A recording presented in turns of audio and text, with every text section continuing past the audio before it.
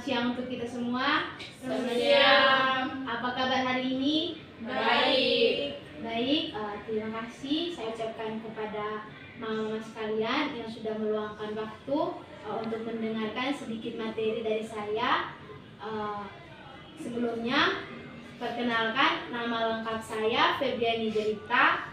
Asal sekolah saya dari kampus Kemenkes Poltekkes Kupang, jurusan D3 Kesehatan Gigi. Maksud dan tujuan saya datang ke sini yaitu untuk memberikan sedikit materi atau ingin melakukan penyuluhan singkat kepada kita semua tentang kesehatan gigi, terutama tentang periodontitis. Untuk mempersingkat waktu, langsung saja kita pada materinya. Jadi materi yang saya ambil pada hari ini yaitu tentang periodontitis. Mari kita bahas bersama.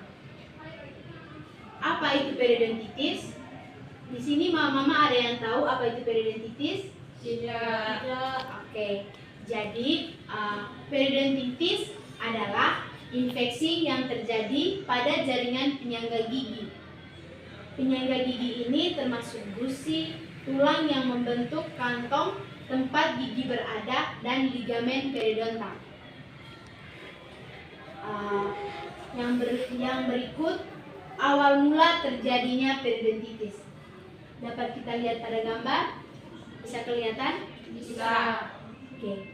Jadi awal mula terjadinya periodontitis yaitu dari pembentukan plak di gigi. Ada yang tahu plak gigi? Tidak. Pembentukan plak gigi terjadi akibat infeksi sisa-sisa makanan dan bakteri yang hidup di dalam mulut. Plak tersebut akan membentuk karang gigi yang menjadi media bagi bakteri untuk berkembang biak. Dari gigi sehat, kalau kita tidak membersihkan gigi dari sisa-sisa makanan, lama-lama akan membentuk plak dan menjadi gingivitis atau radang gusi. Dan jika dibiarkan akan terjadi periodontitis atau infeksi pada gusi. Jadi, periodontitis ini merupakan infeksi yang terjadi pada gusi. Jadi dapat dilihat pada gambar ini, yang awal mulanya gigi sehat, karena jarang dibersihkan atau tidak dibersihkan terjadi gingivitis. Dari gingivitis ini terjadinya periodontitis atau peradangan pada gusi. Yang berikut pencegahan periodontitis. Jadi mama-mama, periodontitis itu dapat dicegah. Oke. Yang pertama itu dicegah dengan menyikat gigi secara rutin, minimal 2 kali sehari. Waktu yang tepat untuk menyikat gigi 2 kali sehari yaitu pagi sesudah sarapan dan malam sebelum tidur. Terus selain itu bersihkan sela-sela gigi menggunakan benang gigi. Dengan begitu plak tidak akan terbentuk dan akan terhindar dari periodontitis. Jadi jika plak gigi yang menempel pada gigi dibersihkan dengan benang gigi, itu akan tidak terjadinya periodontitis jika kita membersihkannya secara rutin. Yang kedua itu membersihkan sela-sela gigi dengan benang gigi sekali sehari. Sekali sehari, yaitu dengan benang gigi. Membersihkan sela-sela gigi dengan benang gigi adalah salah satu cara yang efektif untuk menghilangkan plak dan bakteri di area yang tidak terjangkau oleh sikat gigi. Itu tadi fungsi dari benang gigi, yaitu untuk menghilangkan plak atau bakteri yang ada pada sela-sela gigi yang tidak dapat dijangkau oleh sikat gigi. Terus yang berikut itu periksa gigi secara rutin ke dokter minimal 6 bulan sekali. Di sini mama ada yang rutin memeriksa gigi ke dokter? Tidak. Oke. Pemeriksaan gigi secara teratur sangat penting untuk mendeteksi dan mengobati periodontitis sejak dini. Dokter gigi atau puskesmas dapat dapat membantu kita semua untuk menjaga kesehatan gigi dan gusi. Jadi mama-mama ini dapat membersihkan atau dapat memeriksa gigi ke dokter gigi itu 6 bulan sekali agar terhindar dari penyakit gigi. Contohnya tadi periodontitis.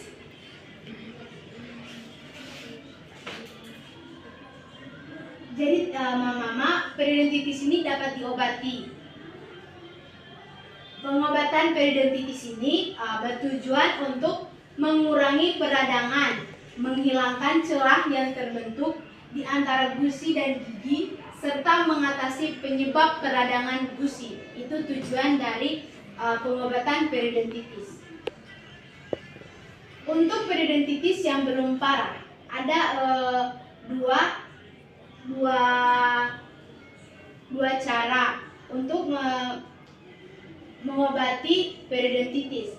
Untuk periodontitis yang belum parah, metode pengobatan yang dilakukan yaitu yang pertama dengan scaling atau pembersihan karang gigi. Untuk menghilangkan karang gigi dan bakteri di permukaan gigi, itu tadi fungsi dari scaling. Terus yang kedua itu root planing untuk membersihkan dan mencegah penumpukan bakteri dan karang gigi lebih lanjut. Yang ketiga, pemberian antibiotik, obat kumur atau gel untuk menghilangkan bakteri penyebab infeksi. Yang keempat, pencabutan gigi yang berdampak agar penumpukan tidak bertambah parah dan menyerang gigi di sekitarnya. Itu pencegahan metode pengobatan untuk periodontitis yang belum parah. Terus di sini periodontitis yang parah. Yang pertama, flap surgery untuk mengurangi endapan karang gigi di kantong atau celah gusi. Yang kedua, soft tissue graft atau operasi cangkok. Operasi ini, prosedur ini jika periodontitis sangat parah dapat dilakukan dengan operasi ringan. Yang berikut, bone grafting atau operasi cangkok tulang untuk memperbaiki tulang-tulang di sekitar akar gigi yang telah hancur. Yang keempat, gullet tissue regeneration untuk merangsang pertumbuhan tulang baru untuk mengganti tulang yang hancur akibat infeksi. Yang kelima, tissue stimulating proteins merangsang pertumbuhan jaringan dan tulang baru. Jadi itu tadi pengobatan periodontitis, baik periodontitis yang belum parah dan juga periodontitis yang sudah parah.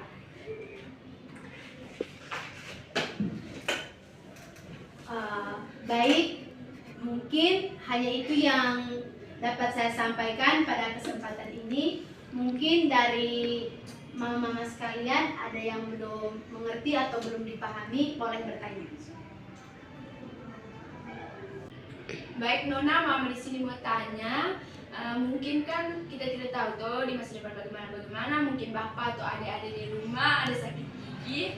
Mau tanya Nona, yang obat yang bisa meredakan rasa sakit kalau bapak atau adik-adik, mungkin mama sendiri terdapat penyakit periodontitis itu bagaimana? Obat apa? Mungkin yang mama bisa beli di apotek gitu. Baik mama, terima kasih untuk pertanyaan dari mama. Izin menjawab. Seperti obat yang digunakan untuk mengobati periodontitis yaitu seperti obat antiseptik dan antibiotik. Contohnya seperti erythromycin dan spiramycin. Jadi mama bisa membeli itu obat di apotek terdekat atau mungkin langsung periksa ke dokter gigi untuk lebih lanjutnya. Terima kasih Nona. Ya mama, mungkin ada lagi yang ingin bertanya atau ada yang belum dipahami? Baik, mama mungkin ada lagi yang ingin bertanya?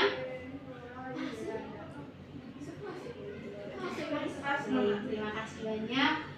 Mungkin hanya itu yang dapat saya sampaikan untuk pertemuan pada hari ini. Semoga ilmu atau materi yang saya paparkan pada hari ini dapat bermanfaat bagi kita semua. Dan Semoga semoga kita terhindar dari penyakit periodontitis. Mungkin hanya itu. Sekian dari saya. Sampai jumpa. Sampai jumpa, Terima kasih. anak.